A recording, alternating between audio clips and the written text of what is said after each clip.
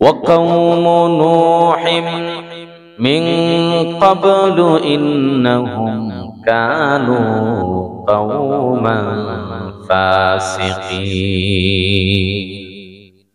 রব্বুল আলামিন বলেন, আমি নূহ আলাইহিস সালাতু ওয়াস সালামকে পাঠিয়েছিলাম তার সম্প্রদায়ের নিকট, কিন্তু তার সম্প্রদায় তো ছিল সম্পূর্ণভাবে ফাসিক আর পাপাচারে লিপ্ত। কুরআনুল কারীমের অন্য এক আয়াতের মধ্যে আল্লাহ তাআলা নূহ আলাইহিস সালাতু ওয়াস সালামের সম্প্রদায়ের ব্যাপারে, তাদের পাপাচারের ব্যাপারে, তাদের অত্যাচার, জুলুম আর অবাধ্যতার ব্যাপারে আল্লাহ তাআলা ঘোষণা করছেন, ইন্নাহুম কানু হুম আযলামা ওয়া আতগা।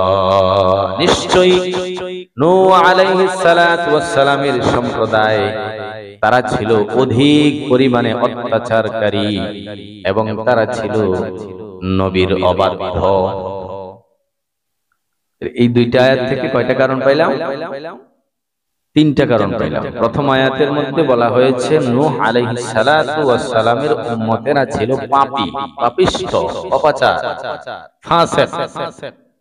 দ্বিতীয় আয়াতের ভিতরে দুইটা খারাপ গুণের কথা বলা হয়েছে, এর মধ্যে একটা ছিল আযলামা, ইসমে তাফযীলের সিগা, এটা অধিক অর্থ দেয়, অর্থাৎ যুলমুন থেকে আযলাম মানে হচ্ছে অধিক পরিমাণে অত্যাচার করনে ওয়ালা, জালেম, অধিক পরিমাণে কি জালেম। এবং আতগা, এরা ছিল অধিক পরিমাণে অবাধ্য, এটাও ইসমে তাফযীলের সিগা, শুধু অবাধ্য না, অধিক পরিমাণে অবাধ্য। তাহলে বোঝা গেল আল্লাহ তাআলা হযরত নূহ আলাইহিস সালাতু ওয়াস সালামের উম্মতদেরকে ক্ষতিগ্রস্ত করার কারণ, ধ্বংস করার কারণের মধ্যে এই তিনটা কারণ পাইলাম। দেখি আমরা আরো কিছু কারণ পাই কিনা। নূহ আলাইহিস সালাতু ওয়াস সালামের সম্প্রদায়ের ব্যাপারে এই তিনটা কারণ মনে রাখেন, একসাথে করে তারপরে বিস্তারিত বলবো। আল্লাহ তাআলা হযরত নূহ আলাইহিস সালাতু ওয়াস সালামের উম্মতকে ধ্বংস করার যত কারণ রয়েছে তার মধ্যে অন্যতম আরেকটি কারণ হচ্ছে আল্লাহ কুরআনুল কারীমের মধ্যে বলেন, ইন্নাহুম কানু কওমান আমিন। নূহ আলাইহিস সালাতু ওয়াস সালামের সম্প্রদায় এরা ছিল একচাটিয়া অন্ধ, এরা চোখ থাকতেও সঠিকটা দেখতো না, এজন্য তাদেরকে আল্লাহ বলছেন তারা ছিল অন্ধ। অন্ধ মানে কি তাদের চোখ ছিল না? ছিল। তারা সঠিকটা দেখার পরেও মানত না। অন্য এক আয়াতের মধ্যে আল্লাহ তাআলা তাদেরকে বধিরও বলেছেন, তারা ছিল কি বলে, যারা কানে শুনে না, এদের কি বলে, বধির। তারা ছিল আবসার, তারা কান থাকতেও সঠিকটা শুনত না। এগুলো 4 নাম্বার গুণ। মুসানো এটি আসলে গুণ না, এগুলি তাদের মানে কি বলবো দোষ, এটি তাদের দোষ।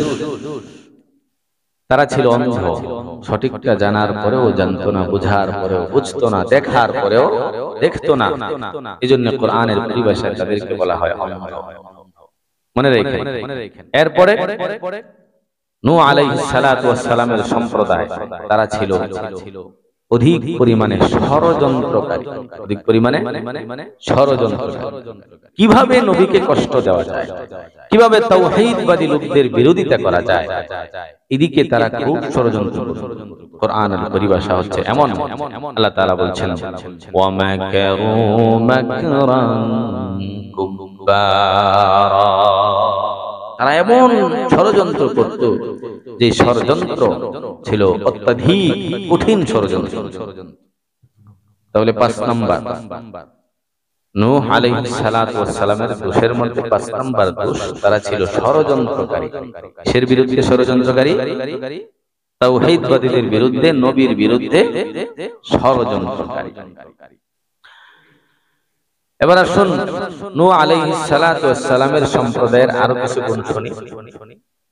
এরা এমন এক সম্প্রদায় ছিল, এদের কাছে মানুষ মানুষ বলতে নবী নবী আলাইহিস সালাম যখন দাওয়াত নিয়ে যেতেন, তখন তারা দাওয়াতকে শুনতো না, দাওয়াত মানতো না, বরং দাওয়াতের আভাস পেলে পরে তারা কেটে পড়তো, সরে দাঁড়াতো, পলায়ন করতো। আমি বলছি না, কোরআনুল কারীমের পরিভাষা, ফালাম ইয়াজিদহুম দুআই ইল্লা ফিরারা। হযরত নূহ আলাইহিস সালাতু ওয়াস সালাম বলেন, আমি যখন আমার সম্প্রদায়কে দ্বীনের পথে, তাওহীদের পথে ডাকতাম, আহ্বান করতাম, তখন তারা কি করত? সরে দাঁড়াতো, পলায়ন করত। তারা আমার দাওয়াতকে গ্রহণ করার পরিবর্তে উল্টো দিন থেকে আরো দূরে চলে যেত। এটা কয় নাম্বার দোষ? 6 নাম্বার।